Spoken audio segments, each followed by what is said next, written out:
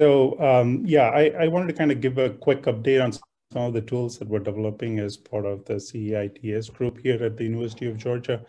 And so before I do that, I wanted to give you a brief context for sort of why we're developing these tools. Again, as you'll see, these are really specialized set of tools that are geared towards kinase biologists, particularly biochemists and structural biologists. But before I do that, I wanted to give credit to the people who are really, developing these. And particularly, I want to call out Saber, who's really done the heavy lifting on this, working closely with myself and Dr. Kochut, who's a co-PI. And some of these tools are also contributed by some of the past members, Leon, and more recently, Nathan has joined the group. So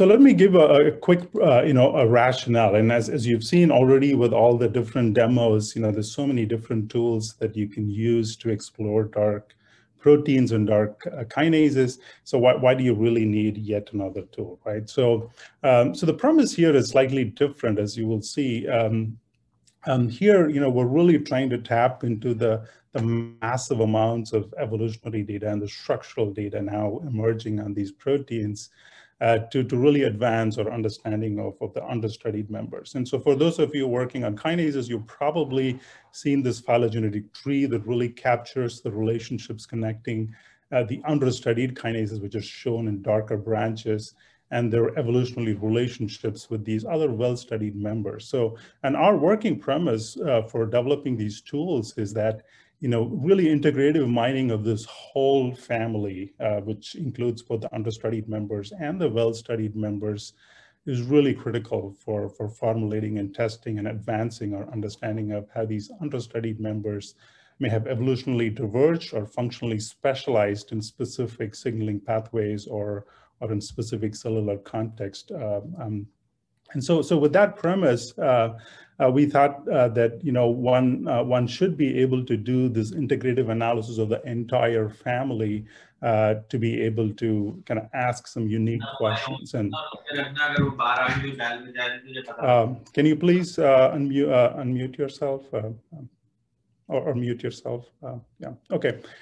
So that's what really led to the development of the protein kinase ontology, which is an integrative knowledge graph that conceptualizes our knowledge or current understanding of the relationships connecting sequence, structure, function, pathway on the entire kinome.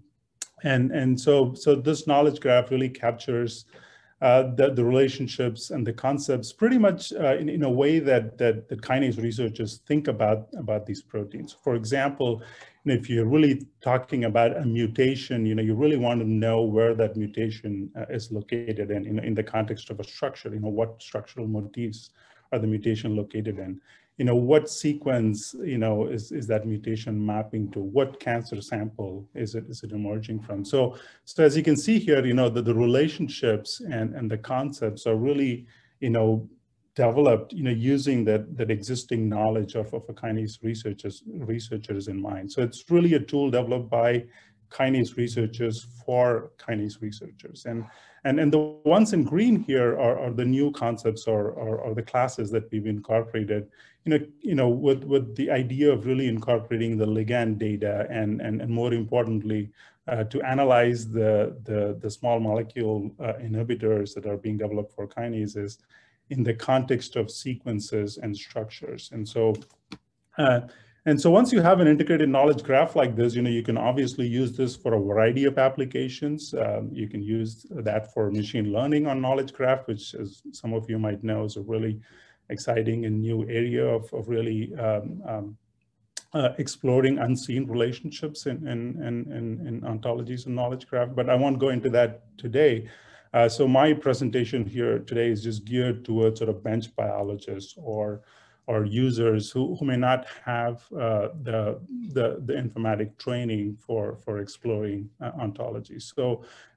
With that in mind, we've really been developing some unique set of tools which allows bench biologists to really ask aggregate queries linking multiple forms of data. So for example, if you're a kinase researcher, and interested in, looking at which dark kinases to focus on as part of your research, one question you may ask is, what are the top 10 dark kinases that are most frequently mutated in cancers or other diseases?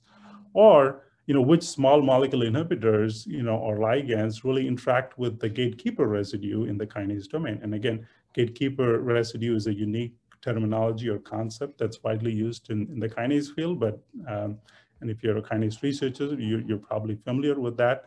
So the ontology really integrates those unique concepts, and because they're all integrated together, you could now use some specific query languages such as SPARQL to do these sorts of aggregate queries that are otherwise difficult to do through other resources. And so I'm going to demonstrate how you could do that in a minute.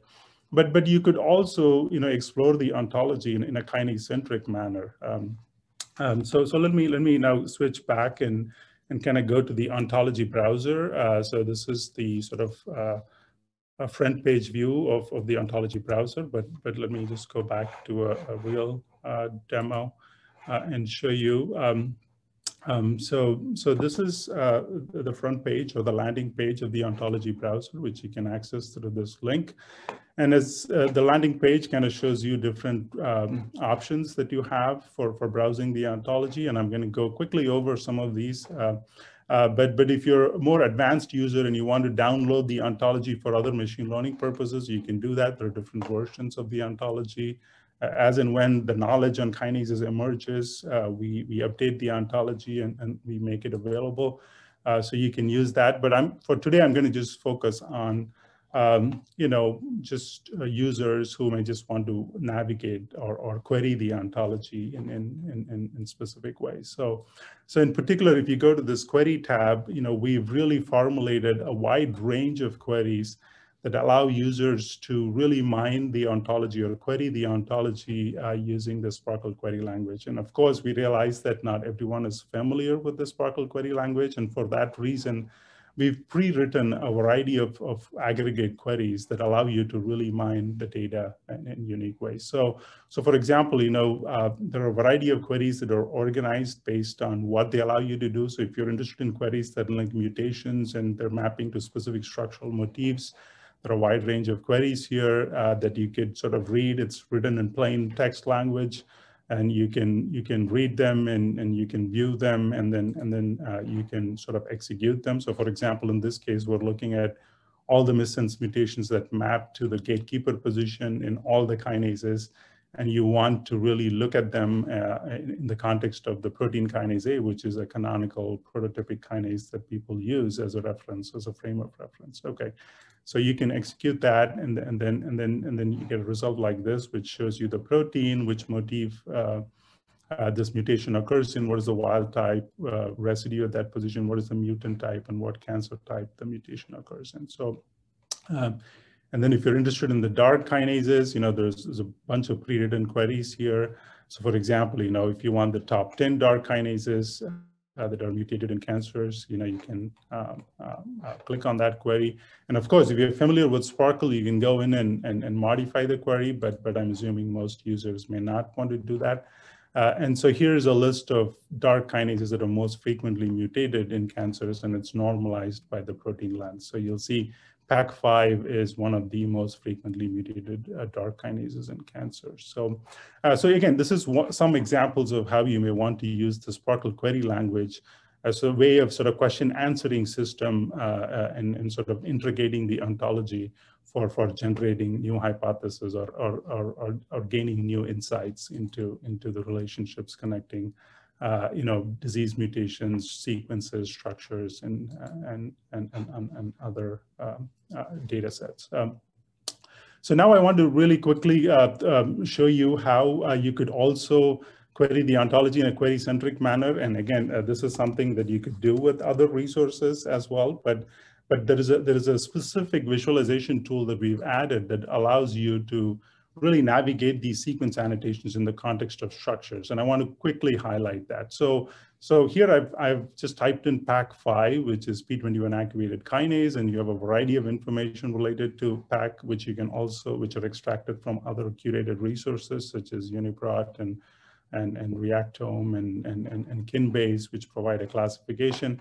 But I think a specific tool that I wanted to highlight is this ProTwister viewer that really allows an interactive viewing of all the annotations that we have on every kinase in terms of the sequence motifs, structural motifs, and then the ability to interactively look at these annotations in the context of three-dimensional structures. So for example, here we're looking at all the structural motifs that we know are important for kinase functions, such as the catalytic spine, the salt bridge, the regulatory spine.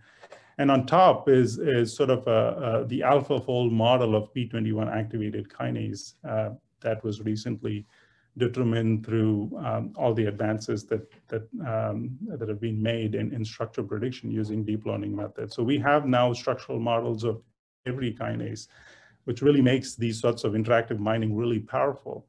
Because now you could really now look at, say, for example, specific annotations, say in this case, a KE salt bridge, and interactively look at where that salt bridge is located.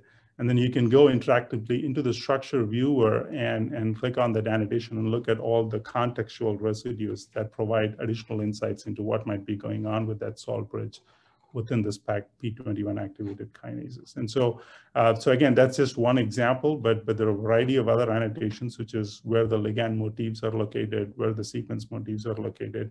You can click on each of them and interactively navigate the sequence and structure as a way of really, getting new insights into their functions. So, so those are some of the main things I wanted to highlight, and I think I have a couple more minutes. So, so what I really want to show you finally is this sort of KinView framework that we've also developed and published in the past. And this was initially developed as a way to really compare and contrast kinases in the context of the evolutionary hierarchy that you've already heard about from other talks. And so again, this is a very specialized tool that was developed to allow users to use the evolutionary hierarchy that is very widely used in the field.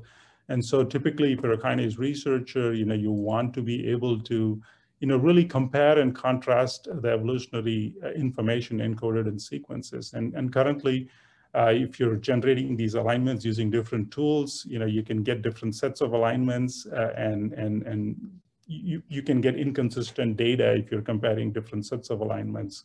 And so, and to really alleviate that challenge, we've curated a set of alignments for every kinase and developed this viewer that allows you to compare and contrast, say, for example, the kinase sequences and their alignments using this evolutionary hierarchy that we're so familiar with. So what this allows you to do is, in this case, compare, say, the GRK kinase with the AKT kinase, and then also at the top is the canonical motifs that you find in a protein kinase. So you can literally pick and choose any subset of kinases and compare and contrast the patterns of conservation and variation within the primary sequences.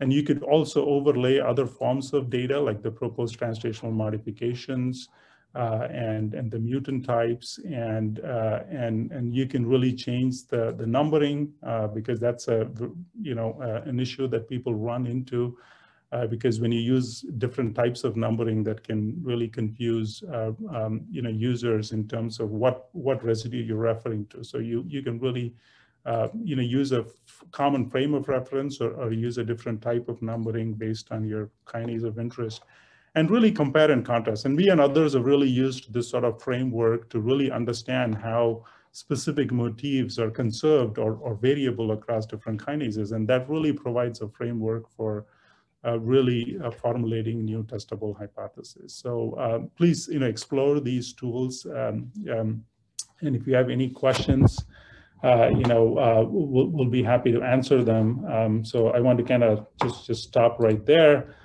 and just very quickly summarize what I've shown you. I've really shown you 3 tools that are developed as part of the IDG. One is this integrative knowledge graph, and how you could use that for knowledge graph mining using SPARQL. I've shown you a tool for interactive mining of sequence and structural motifs using this viewer, and then a KinView framework. And again, you know, we're constantly improving and refining these tools, but if you have any specific comments or suggestions, please do contact us. So I think I'm right on time, and I'm gonna just stop right there, and thank you for your attention.